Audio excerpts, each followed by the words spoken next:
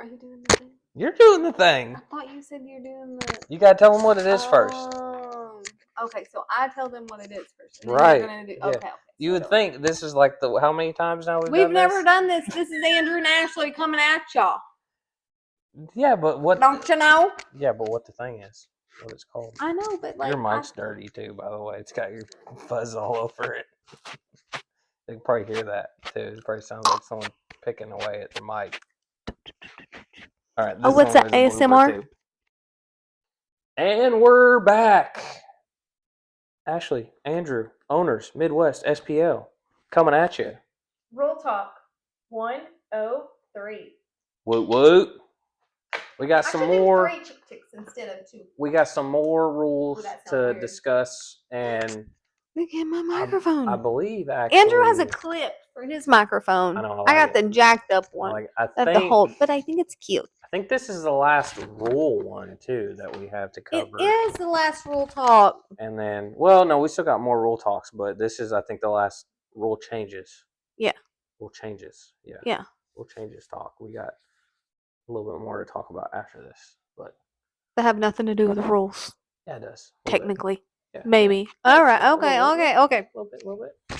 All right. So this one is just a modge podge of random things. This is the ones that we had that changes we have left over. They didn't really group well with anything else other than what they're kind of grouped together with. So, you had something on your hat. I got you. So I mean, yeah. All right. There, so rule 10.4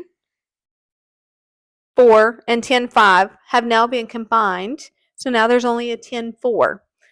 Well, actually, there probably still is a 10.5, but it's different now, I'm sure. I don't know how that worked. But anyway, 10.4 and 10.5 are now combined to a new 10.4. Says, hey, wait, isn't that like whenever you're like a truck driver, truck driver, you go, 10.4, good, buddy? Yeah, that's when you're done at the end of the thing. Oh, so I can't do I should have done 10.4 last. Okay, it's too late. I did it first. Already messed it up. All right, it says a competitor caught tampering with the judging equipment and or deliberately cheating will be disqualified, removed from the event without a refund, and banned from competing at all Midwest SPL events. So don't be cheating. I did say that in like a fun, silly way, but it's for real. Yeah, don't be tampering with my equipment and don't be cheating or you're banned for life. Or any of the other judges' stuff. That's right. All right. Now, Rule 210 and 211 are combined to a new 210. In the event that there is a tie in an elimination round or both competitors exceed their class's power limit, both competitors will rerun.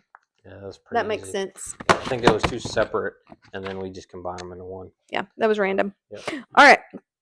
What else is random? So we didn't add any classes for this year, but we did remove one set of classes, which is the demolition classes. We didn't get attendance like we had hoped, so I don't think anyone's going to lose any sleep over this, unfortunately. We did pilot it and try it out for 2 years, and the numbers just didn't suggest that we needed to keep it around. So demolition classes will be no more going forward. Yep. Okay. 929. All passenger side doors must remain shut. So what division is this talking about? I don't know. You should. It doesn't say. Yeah. No. Yeah. Let me just talk. 929 is talking about extreme. Oh, okay. It's talking about extreme. Just for context. So when you're in extreme classes, all your passenger side doors must remain shut. But your driver's side door, why does it say doors, can be open during the run? There's only one. No, there is 2 driver's side doors. If you have 2 doors if you got an SUV or a van, then you can have the side passenger door on, not the passenger side. Driver's side. The driver's side. You can do whatever you the want. Back driver's side door could be open too. Okay. Anyway, you can do whatever you want in the windows. This is already in the rule book, y'all. This didn't change. She's trying to rationalize this out in her own mind as she's reading it, trying to make sense of it. And we're going to get to the part where the rule changes.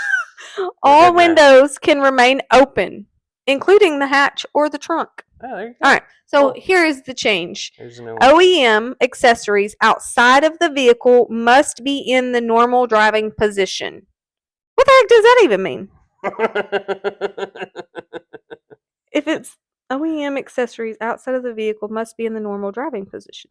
Yep. Well, if you're driving, they're not in the vehicle. Yep. What do you So mean? here's what we mean here. Okay, Here's what you mean. here's what this means. Okay. So Put my microphone down. if you have like the one example that I'll use is if you have larger than normal size mirrors. So let's say if you have tow mirrors, um, and your normal driving position going down the road is at a certain angle. Once you enter the lane, you cannot adjust that. Okay. So that's what that means. Because of we have encroachment issues with the meter and the plate that the mic sits on, and wherever the mirrors are at, we don't want them hitting the mic plate, and there's a wide array of potential problems that can happen. Okay. So When this Abbott is calls this is basically the way we figured out how to word this. We don't want to have to put a specific rule around this, but we will if it becomes a problem. So um, people who compete in extreme use this at your discretion. So the thought process and intent here is prior to entering the lane, have everything set the way you're going to set it. And then once you get up to the lane, you can't touch nothing at that point. So anything that's outside the vehicle, that's an OEM accessory. When you're driving in, you can't get out of your vehicle and change right. So like like when you're driving down the road, you're not going to be able to reach across to the passenger side, and you're not going to put that mirror in a position where it would harm the way you can view traffic. Okay. And that's what the intent of this is. Like, has to be in the normal driving position, like as if you were going down the road, and then once you get to the lane to meter, you can't get out and then position things in some weird, set point. Like once you get there and you stop and you get out the car, that's it. That's where it is. Okay. So it is where it is. Fun fact: Andrew already told me this, and I forgot. Yeah. Anyway. Yeah. So that's the best way for us to word it without saying all of that. So, I don't want to have to put a 2-page paragraph in there that explains like what we're trying to accomplish. Is just that one sentence is the most broke down version of how we can explain it. So, all right. 9.2. Only solid trunk vehicles, not SUV or hatch, will be allowed to compete in basic trunk division. Solid. Yeah. Oh. Yep. Now this is the red part. It says, Yep. And not allowed in any other class under basic division. So what that means is if you're a trunk vehicle and you're competing in basic trunk, you're not allowed to compete in basic 2 or basic 3 or basic 4. Like you can't be in any other basic division other than basic trunk. So that's what that means. But this does say that solid trunk vehicles may continue to participate in extreme and chaos division. That's right. So you can run K1, X1, K2, X2. Okay. You can run any of those because basic 1, basic 2, basic 3 builds can run all of those too. So that's where the difference is. They can't run basic. They can't run like a basic 1 build can't run basic trunk. Gotcha. But a basic trunk build can run basic trunk and only basic trunk. Okay. So. All right. 2.4. If there is an equipment failure after the first qualifying attempt, competitors will have 5 minutes to fix or replace damaged equipment before they run again. So we had this rule's been in there. We didn't have a time specified on it. I have to go back and look at old rule books. I think we specified it was something like at the judge's discretion or something like that was in there.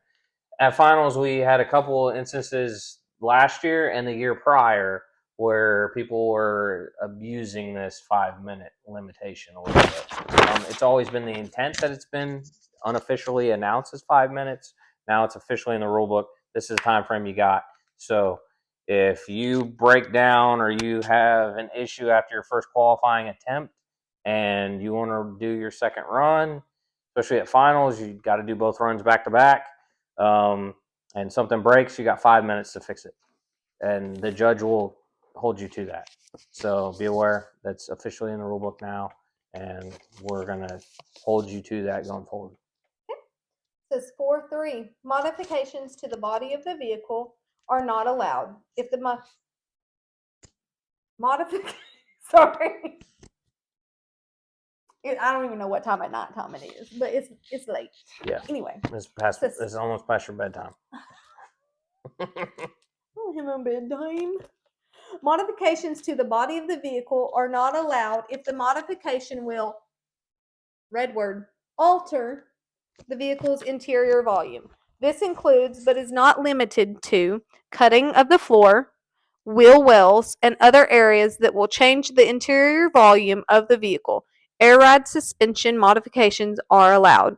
So out of that whole little modification thing, literally the only thing that changed was the word alter. So we had to clear up language on this word. It got brought to my attention about another issue with another vehicle that didn't make sense, and there was kind of a loophole in this to where it addressed you like shrinking volume but not going the other direction, and shrinking volume but not going the other way, increasing volume, which some people would think that would not be a benefit, but we just, to blanket it across, it's just can't alter the vehicle's interior volume, period. So you can't do mods to the body that's going to change the volume of the car. And this is for basic divisions is what this applies to. Okay, super fun. Yep. All right, bye guys. Thanks to Andrew McCullough, I'm here live and live in color, and I'm here to inform you that these songs beat like no other. Man, your bill's so clean, I need to know who's your installer.